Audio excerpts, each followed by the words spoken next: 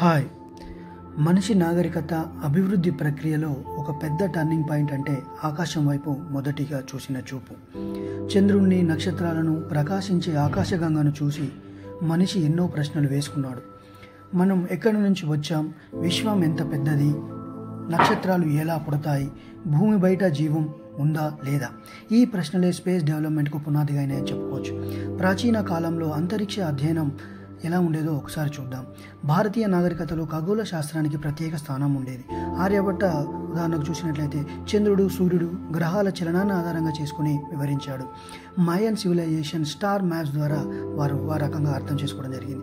ఈజిప్షియన్లు Orion అనే నక్షత్ర సమూహాన్ని ఆధారంగా తీసుకుని పిరమిడ్ల స్థానాన్ని నిర్ణయించారు. అయితే ఇవన్నీ పరిశీలనలే. స్పేస్కు వెళ్ళే ఆలోచన మాత్రం అప్పట్లో అసాధ్యం లేదని చెప్పుకోవచ్చు. ఆధునిక అంతరిక్ష పరిశోధనకు పునాది వేసింది మాత్రం 17వ శతాబ్దంలో తయారైనటువంటి టెలిస్కోప్ ఆవిష్కరణగా మనం చెప్పుకోవచ్చు. దీనికి అజుడు గెలీలియోగా అందరూ చెప్పుకోవడం జరుగుతుంది. ఇది ఇలా ఉంటే మన భూమి ఒక గ్రహం. మరి ఈ గ్రహం తన కక్షలో తాను తిరుగుతూ సూర్యుడి చుట్టూ తిరుగుతుంది. ఎందుకంటే ఇది ఇలా తిరగకుంటే సూర్యుడిలో కలిసిపోవాల్సి వస్తుంది. ఎంత వేగంతో తిరిగితే సూర్యుడి ఆకర్షణ, అదే గ్రావిటీని తప్పించుకోగలమో ఆ ఫోర్స్తో భ్రమణం చేయవలసి వస్తుంది. మన భూమి తర్వాత మన సూర్యుడి చుట్టూ ఇలా మన భూమితో పాటు ఇంకా 7 గ్రహాలు, ఉపగ్రహాలు కూడా తిరుగుతూ ఉంటాయి. మొత్తంగా 8 గ్రహాలు ఉంటాయి. అందులో ప్లూటోను గ్రహ హోదా నుండి తీసివేయడం జరిగింది. ఇలా మొత్తం సౌర వ్యవస్థ సూర్యుడు కేంద్రంగా ప్రయాణం అనేది చేయవలసి ఉంటుంది. అలాగే మన సూర్యుడు మరియు అతనితో పాటు మన సౌర వ్యవస్థ మొత్తం కూడా గెలాక్సీ కేంద్రం చుట్టూ తిరుగుతుంది. అలా తిరగడం వలనే మన వ్యవస్థ మొత్తం మిల్కీవే గెలాక్సీలోని కేంద్రంలో పడిపోకుండా ఉండగలుగుతున్నాం. మరి మన మిల్కీవే గెలాక్సీ ఎలా ఏర్పడిందో తెలుసుకునేటటువంటి ప్రయత్నం చేద్దాము. అసలు గెలాక్సీ అంటే ఏమిటి మొదటగా తెలుసుకుందాం. మన భూమి ఒక నక్షత్రం అయినటువంటి మన సూర్యుడి చుట్టూ తిరుగుతుంది. మరి సూర్యుడు లాంటి కొన్ని కోట్ల నక్షత్రాల సముదాయమైనటువంటి మిల్కీవే గెలాక్సీ సముదాయాన్ని గెలాక్సీ అంటే ఏమిటి మొదటగా తెలుసుకుందాం. మన భూమి ఒక నక్షత్రమైనటువంటి మన సూర్యుడి చుట్టూ తిరుగుతుంది. మరి సూర్యుడి లాంటి కొన్ని కోట్ల నక్షత్రాల సముదాయాన్నే మనం మిల్కీవే గెలాక్సీ అని అంటారు. ఇలాంటి గెలాక్సీల సముదాయాన్నే నెబ్యులా అంటారు. వీటన్నిటితోనే విశ్వం ఏర్పడింది.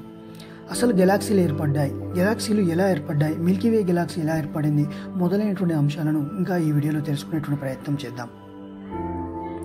అసలు సృష్టి ప్రారంభంలో ఏమి ఉంది? బిగ్ బ్యాంగ్ జరగకముందు సమయము లేదు, స్థలం లేదు, నక్షత్రాలు, గ్రహాలు ఏమీ లేవు, శూన్యం కూడా లేదు. కేవలం ఒక సింగులారిటీ మాత్రమే ఉండేది. అది అతి చిన్న, అతి వేడి, అతి ఘనమైనటువంటి శక్తిగా మాత్రమే ఉంది. దానిని కళ్ళతో ఊహించలేం. బిగ్ బ్యాంగ్ సుమారు 13.8 బిలియన్ సంవత్సరాల క్రితం ఆ సింగులారిటీ ఒక్కసారిగా విపరీతమైనటువంటి శక్తితో పేలిపోయిందని, దాని తర్వాతనే ఈ సృష్టి చిన్నగా కాంతితో నిండి విశ్వం ఆరంభమైందని ఈ యొక్క బిగ్ బ్యాంగ్ థియరీ ద్వారా తెలుస్తుంది. బిగ్ బ్యాంగ్ తర్వాత మొదట కొన్ని సెకండ్లలోనే ఉష్ణోగ్రత కొన్ని ట్రిలియన్ డిగ్రీల వరకు మారిపోయిందని, తర్వాత పదార్థంగా ప్రారంభమైందని, ఇది విశ్వం జన్మించిన మొదటి క్షణంగా చెబుతూ ఉంటారు. మొదటగా ఏర్పడినటువంటి భాగాలు చూస్తే బిగ్ బ్యాంగ్ తర్వాత ఒక సెకండ్లోనే ప్రోటాన్లు, న్యూట్రాన్లు, ఎలక్ట్రాన్లు వంటి చిన్న భాగాలు ఏర్పడ్డాయి. 3 నిమిషాల తర్వాత మొదటి అణువుల నిర్మాణము, హైడ్రోజన్, హీలియం అణువులు ఏర్పడ్డాయని, ఇవే ఆ తర్వాత నక్షత్రాలు, గెలాక్సీలు నిర్మించడానికి బేస్గా మారాయి. లక్షల ఏళ్ల తర్వాత కాంతి విడుదలవ్వడము, స్థిరపడడంతో కాంతి స్వేచ్ఛగా ప్రయాణించి ఆ తర్వాత నక్షత్రాలు, గెలాక్సీల సమయం గడిచే కొద్దీ వాయువులు గుంపులుగా చేరి భారీ మేఘాలు గురుత్వాకర్షణ శక్తి వల్ల ఒక దగ్గర చేరి అవే గెలాక్సీలుగా అయ్యాయి. అవే అందులోనే ఒకటిగా మన మిల్కీవేగా కూడా చెప్పుకోవచ్చు.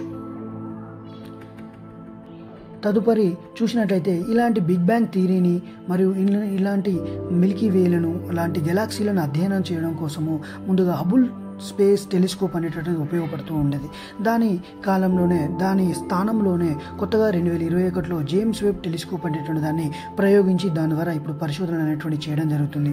అసలు జేమ్స్ వెబ్ టెలిస్కోప్ అనేది పరారుణ కాంతితో పనిచేస్తుంది. కాబట్టి ఇది ధూళి మరియు వాయు మేఘాల గుండా కూడా ఈ యొక్క మన అంతరిక్షాన్ని చూడగలదు. దీనివల్ల కూడా గతంలోకి తొంగి చూడడం కూడా, తర్వాత ఇలాంటి బిగ్ బ్యాంగ్ థియరీని కూడా ప్రస్తుత కాలంలో ఇప్పుడున్నటువంటి లేటెస్ట్ టెక్నాలజీతో కొత్తగా రీక్రియేషన్ చేసి దాని ద్వారా విశ్వం తొలినాళ్లలో ఏర్పడినటువంటి పరిస్థితులను, కణాలను అధ్యయనం చేయడం కోసం LHC లాంటి కొన్ని ప్రయోగాలను కూడా నిర్వహించడం జరుగుతుంది. LHC అంటే ఏమిటి, దాని గురించి తెలుసుకునే ప్రయత్నం చేద్దాం. LHC అనేది స్విట్జర్లాండ్ మరియు ఫ్రాన్స్ సరిహద్దుల్లో CERN, European Organization for Nuclear Research వద్ద ఉన్న ప్రపంచంలోనే అతిపెద్ద మరియు అత్యంత శక్తివంతమైన పార్టికల్ యాక్సిలరేటరీ. ఇది భూమికి 175 మీటర్ల లోతున నిర్మించబడిన దాదాపు 27 కిలోమీటర్ల చుట్టుకొలత కలిగినటువంటి ఒక సొరంగం. దీనిలో శాస్త్రవేత్తలు కాంతి వేగానికి అంటే లైట్ స్పీడ్తో సమానంగా ప్రోటాన్లను మరియు న్యూట్రాన్లను లేదా భారీ అణువులను 2 వ్యతిరేక దిశలలో వేగంగా పంపి వాటిని ఒకదానికొకటి ఢీకొట్టేలా చేస్తారు. అసలు మరి దీన్ని బిగ్ బ్యాంగ్ ప్రయోగం అని ఎందుకు అంటున్నారు? ఈ LHC ప్రయోగాన్ని బిగ్ బ్యాంగ్ ప్రయోగం అనడానికి గల కారణం చూద్దాం. ఫస్ట్ వన్, అత్యధిక శక్తి. ప్రోటాన్లు లేదా ఈ యొక్క న్యూట్రాన్లు లేదా సీసం అణువులు అత్యంత వేగంతో ఢీకొట్టినప్పుడు అవి చిన్న ప్రదేశంలోనే భారీ శక్తిని విడుదల చేశాయి.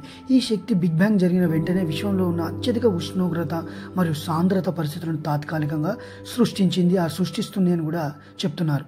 ఆదిమ పదార్థం, ముఖ్యంగా సీసం అణువులను ఢీకొట్టించడం వలన శాస్త్రవేత్తలు క్వార్క్, గ్లూవాన్, ప్లాస్మా QGP అనే ఒక రకమైన పదార్థాన్ని సృష్టించారు. బిగ్ బ్యాంగ్ జరిగిన తర్వాత మిల్లీ సెకండ్లలోనే విశ్వం అంతా ఈ QGPతో నిండి ఉందని నమ్ముతారు. QGP చల్లబడిన తర్వాతే ప్రోటాన్లు మరియు న్యూట్రాన్లు ఏర్పడ్డాయని దాని ద్వారానే ఏర్పడ్డాయని ఈ సైంటిఫిక్ రీసెర్చ్ ద్వారా చెప్తూ ఉన్నారు. మరి ప్రాథమిక కణాలకు అధ్యయనం కూడా దీని ద్వారా ఎలా చేస్తున్నారో చూడవచ్చు. ఈ ఢీకొట్టడం వల్ల కొత్త, అరుదైన మరియు చాలా చిన్న ప్రాథమిక కణాలు ఏర్పడతాయి. వాటిని అధ్యయనం చేయడం ద్వారా విశ్వం ఎలా ఏర్పడింది, మాస్ ఎందుకు ఉంది, మరియు మనకు తెలియని చీకటి పదార్థం లేదా ఇతర కణాలు ఏమైనా ఉన్నాయా అనే విషయాలపైన అవగాహన కూడా పెరుగుతుంది. ముఖ్యంగా LHCలో హిగ్స్ బోసన్ అనే కణాన్ని కనుగొనడం జరిగింది. దీనిని గాడ్ పార్టికల్గా అని కూడా అంటారు.